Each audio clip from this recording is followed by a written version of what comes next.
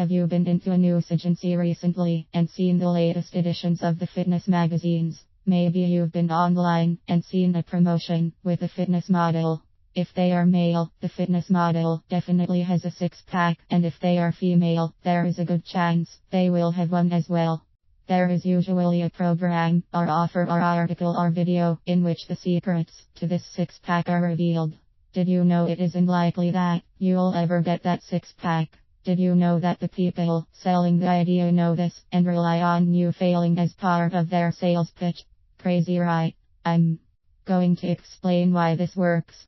Let's talk about the models first. They have impressive abs, no doubt about it. And if you read the article, they'll tell you that you can have abs like that too. The truth is a long way from there. Here's the rub: that model trains full time to look like that for years, has great genes, and actually spent the better part of 2 to 3 months getting ready for that shoot. That's right, 2 to 3 months of hard dieting on top of the years of preparation training. To get those abs, the models diet to strip as much body fat from themselves as possible. They cut carbs and fat from their diets, do heaps of cardio, and even resort to dehydrating themselves for 24 hours before the shoot. Then there's the lighting, the photographer, and all the editing software. They don't tell you about that in the article, do they? If you looked at that model 24 hours after the shoot, they wouldn't have abs that good. For the average person on the street, those abs are unobtainable. If we follow the guidelines in the article, we might well see an improvement in the appearance of our abs, particularly if we were pretty close to seeing them, or could actually see them before. It is highly unlikely that we'll end up with abs like the models. At some stage, we'll give up and go back to our normal ways. It's how our brain operates. We need success to motivate, and if we are sold on quick success, we also have quick loss of motivation. How do we get that motivation back? In part, it comes back to us in the form of another model showing us great abs on the cover of a magazine, or on an advert or website, and off we go again. So, why does this approach work? It works because it uses a very basic form of marketing, concept reinforcement. Every time we see a person with great abs on a marketing product, we are being sold the idea that this is both desirable and achievable. It's desirable because every person with great abs always has an equally good-looking person near them, or is portrayed as successful, or looks amazingly happy.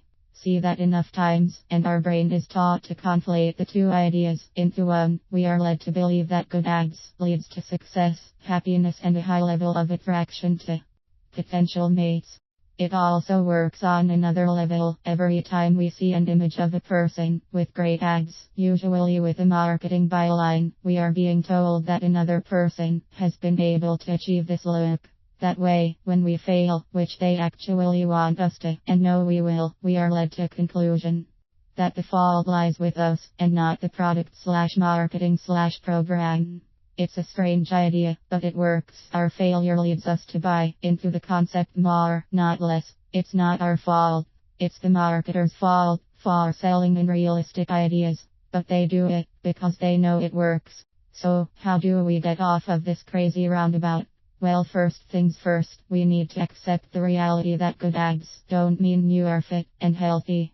All that good abs shows is that you are lean and have good genes. Sure, training can improve the appearance of your abs, and dieting can definitely improve the appearance of your abs, but it doesn't automatically mean you are fitter, healthier, or better than you were.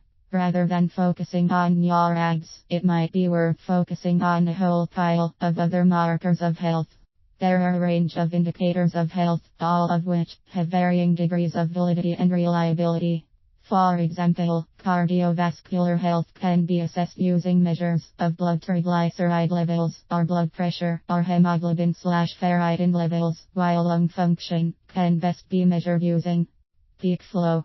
For physical performance measures, there is a range of testing options available that can measure everything from flexibility to strength to rate of force development. All of these can be measured over time and compared back to the baseline. And that's something that your abs can't tell you. All of the health measures can be within healthy range without your abs being even close to visible.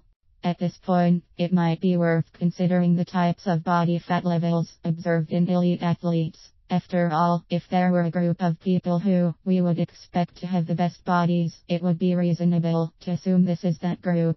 For most people, their abs become visible at about 15%. Body fat.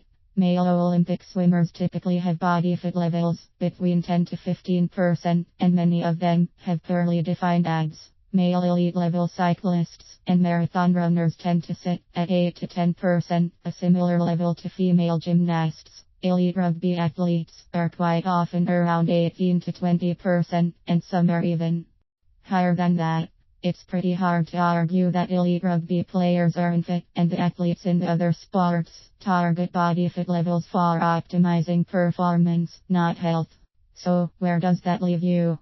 On the one hand, you can buy into the slick marketing spin of supplement and publishing companies whose sole purpose of existence is to make you believe that you need what they sell. Or you can follow the true indicators of health and recognize that a healthy body doesn't have a certain appearance, it has a certain function. That's not to say that you shouldn't desire a six-pack, just that it won't make you healthier than the person who doesn't. Oh, and that whole appearance equals attractiveness myth that marketers use is pure BS. While we might initially seek that which is visually appealing, in the long term, we seek that which is appealing on a series of levels. Be healthy, be happy, seek enlightenment, and be a decent human, and your need for that six-pack might just disappear into the ether, where it rightly belongs.